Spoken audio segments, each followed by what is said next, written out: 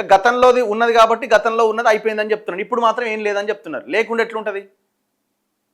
లేకుండానే వార్త ఎట్లా వస్తుంది? ఇంత ఇంత ఇది వార్త. మీరు మళ్ళీ పోయినసారి 2-3 నెలల కింద ఉన్న సిచ్యువేషన్ని మాత్రం అవును ఉన్నది నిజమే అని చెప్తున్నారు. ఇప్పుడు ఒకవేళ ఆయన అవును నిజమే కొరత ఉందని గవర్నమెంట్లో ఉన్నాయని చెప్తే అది ఫెయిల్యూర్ కింద వెళ్తుంది కదా, ఆయన ఉద్యోగం కూడా పోతుంది కదా. ఇక ఉన్నాయంటే అయిపోతుంది. మరి ఏం చేస్తున్నారండి అసలు? అరే రోగం వస్తే మందులు కూడా లేకపోతే ఇక నువ్వు ఏం గవర్నమెంట్ నడిపిస్తున్నట్టు? మొన్న ఖమ్మం జిల్లాలో నిన్ననే పేపర్లో వచ్చింది. ఇంట్లోకి వెళ్ళి కూలర్లు ఫ్యాన్లు తీసుకొచ్చి ఆడ హాస్పిటల్లో పెట్టుకుంటున్నారు. అంటే ఖమ్మం హాస్పిటల్లో ఫ్యాన్లు పనిచేస్తలేవు. ఫ్యాన్లు పనిచేయకపోతే ఇంట్లో కూలర్లు ఉంటాయి కదా, మూలకు పడేసినాయో లేకపోతే వాడుతున్నాయి, ఆ కూలర్లు తెచ్చి ఆ బెడ్ పక్కన పెట్టుకుంటున్నారు డెలివరీ అయిన మహిళలు.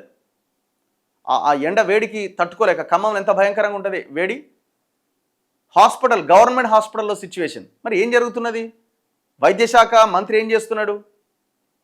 ఒక్క హాస్పిటల్ అయినా మీరు ఏమైనా రివ్యూలు చేస్తున్నారా? ముఖ్యమంత్రి కానీ వైద్య ఆరోగ్య శాఖ మంత్రి కానీ ఏదైనా ఒక హాస్పిటల్ విజిట్ చేసి ఫలానా పరిస్థితి ఎట్లా ఉందని ఆకస్మిక తనిఖీలు చేసే అసలు ఏమైనా ఉన్నదా?